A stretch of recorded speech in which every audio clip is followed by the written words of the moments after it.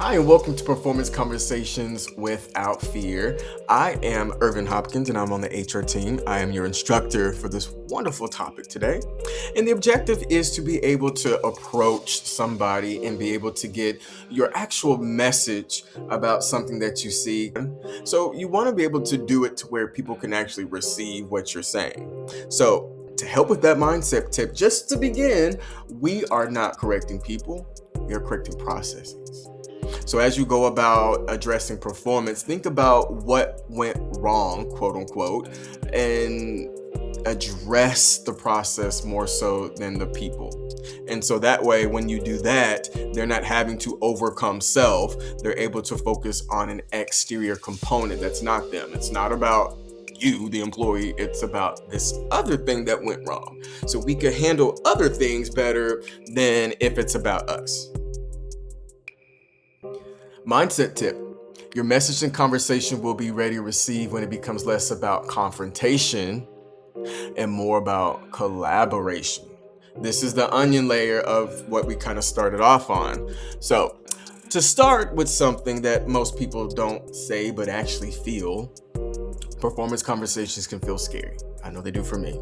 For the manager, it might feel awkward. Think about it. They probably sourced the talent, chose the talent, interviewed the talent, developed the talent, this whole life cycle. So it can be kind of awkward for the manager.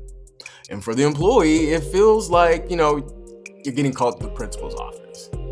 But the goal of these conversations is not punishment. The goal is better work and better outcomes. When we talk about performance, what we're really talking about is just some simple questions of how do we make the work better so that the organization can further succeed. Again, if we keep that mindset, the conversation is less about confrontation and more about collaboration. When you talk to people, you don't have to say, I'm having this confrontation. Say, I'm going to work with them. I'm going to point out what I see so we could work together. That intention rules. If you go in with confrontation energy, it's going to show, and that's what you're going to get back. But if you go in with collaboration energy, that's what you're going to exit with. One of the biggest mistakes managers make is accidentally making performance conversations personal. For example, imagine saying, you didn't handle that meeting very well. Well, immediately someone's brain goes, something like, oh, great, now I'm doing further terrible. But instead, we could shift the focus to the work product. Instead, say, the meeting notes didn't include key decisions that we needed. You see the difference? One attacks the person, the other addresses the work item. I always tell managers, we're not correcting people, we're correcting the processes and making better of outcomes. Think of it like fixing a recipe. If the cake comes out wrong, we don't blame the oven emotionally. You just adjust the ingredients and look at your retrospectives. Lessons learned. This is one of the most important leadership habits. Before addressing performance, slow down to get the full story. Sometimes managers walk into conversations already convinced that they already know everything that happens. But there may be information that you may not have. Maybe a deadline shifted. Maybe there was missing data. Maybe someone was giving conflicting instructions. So instead of leading with judgment, lead with curiosity. Curiosity is looking into things and asking questions. So ask questions like, can you walk me through what happened here? What challenges came up during this task? This does two things here. First, it gives you better information on what you did not know, at least their perspective, subjective or not. And second, it shows the employee that you're trying to understand, not give that criticizing energy. And that changes the entire tone and the success of the conversation. One leads to someone feeling a way, and another leads to someone knowing the way. Which one do you want? Can't have both.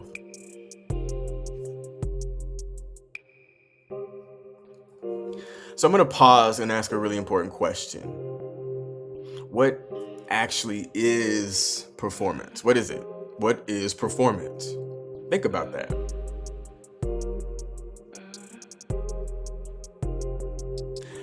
And while many things can be true, performance is simply meeting the expectations of whatever role you have or that you're talking about. And those expectations should never be mysterious. They should come from clear sources such as job descriptions, assigned duties, organizational goals, standard operating procedures, SOP. If someone doesn't know what success looks like, then I hope you can see how it becomes very difficult to evaluate their performance fairly. Let me make sure you get that. If somebody doesn't know what they're supposed to be doing, clearly, definitively, and defined, where's the logical expectation for them to do what they're going to do well? So, one of the most important things leadership has and the responsibility that they must own is clarity. Clear expectations leads to clear outcomes. It's simple. Another leadership skill is knowing when a performance conversation is actually needed. Not every issue is a performance problem like we just said. Sometimes it's a misunderstanding problem. Sometimes it's a one-time mistake problem. Before addressing something, ask yourself, do I have all the facts? Is this a pattern or a one-time issue? Have expectations been clearly communicated on my behalf? And when in doubt, working with HR, me, can help ensure a situation is handled fairly and appropriately in the eyes of employment law. The goal is to make sure your ducks are in a row before having the conversation. Use the SOPs as the foundation, please.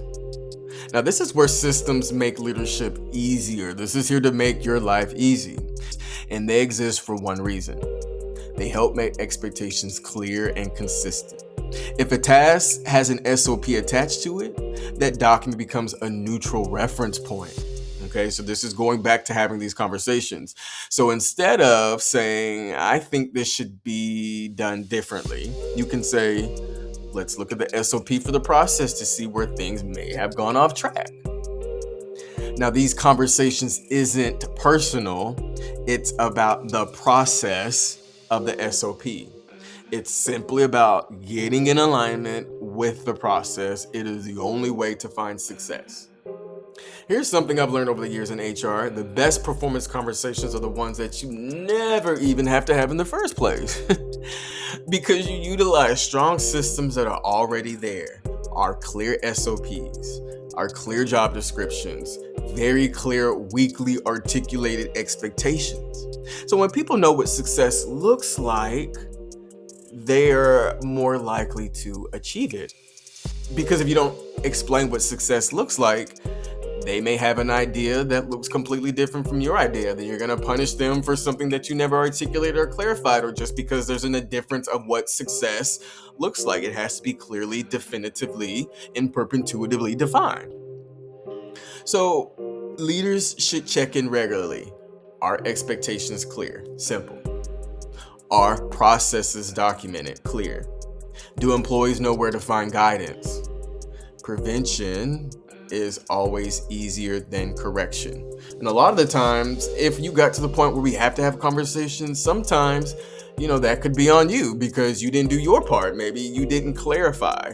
But irregardless, despite how we got here, the messages need to be received, implemented, and acted upon.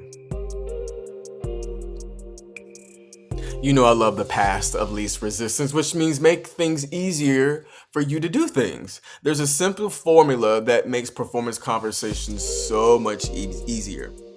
Keep 3 things handy before you have them. Your SOPs, so you could go back to the process. It's not personal, it's process. Your job description, so we could go back to say what our agreement is for you to even be here in the first place. And then your CYA, which is your verbal or explicitly written directive or proof of authority to support what you're doing. When you're doing something, you should be able, in some capacity, go back to the logic or reasoning that led you to do it. If you can't do that, you're probably doing something out of alignment or something that you're not supposed to do. Think of these as the rule books for work. When performance questions arise, these documents help anchor the conversation into stability. Instead of opinions, discuss things that are more about expectations. And that just removes tension from the situation. And you could do a lot when there's least tension. You could think more clearly. You could maybe even laugh or even get on the other person's perspective and say something like, and really mean it, where you say, you know what? I agree. I agree. I agree. So last but not least, let's focus on the solutions. Doesn't matter what happened yesterday or last year. We can't go in a time machine. We live in the present moment. We're in the present moment. We live in the present. It is a present. So focus on solutions. When we want to talk about the better future, the future is made in the present. What you do today determines what's happening tomorrow. You could cut yourself by washing dishes, and the cut's going to be there tomorrow. So you make your future today. Tomorrow starts today. So every performance conversation should end with the same question: what do we do next? The goal is always forward moving. The law of momentum. We're using momentum. We're inching forward every day. If you do 1% better every day, you would be that much better. So maybe the solution is clarifying expectations, adjusting a process, providing additional support for training, or maybe simply agreeing to a better approach to move things forward. When people leave the conversation knowing what success looks like, they feel empowered rather than discouraged. And to be honest, that's a real goal. We don't want anybody to feel bad. We want people to do better work with better communication so we can have stronger teams. That's all I got for you today. I hope you enjoyed, and I look forward to seeing you on our next training. Have a wonderful day and be safe. Bye-bye.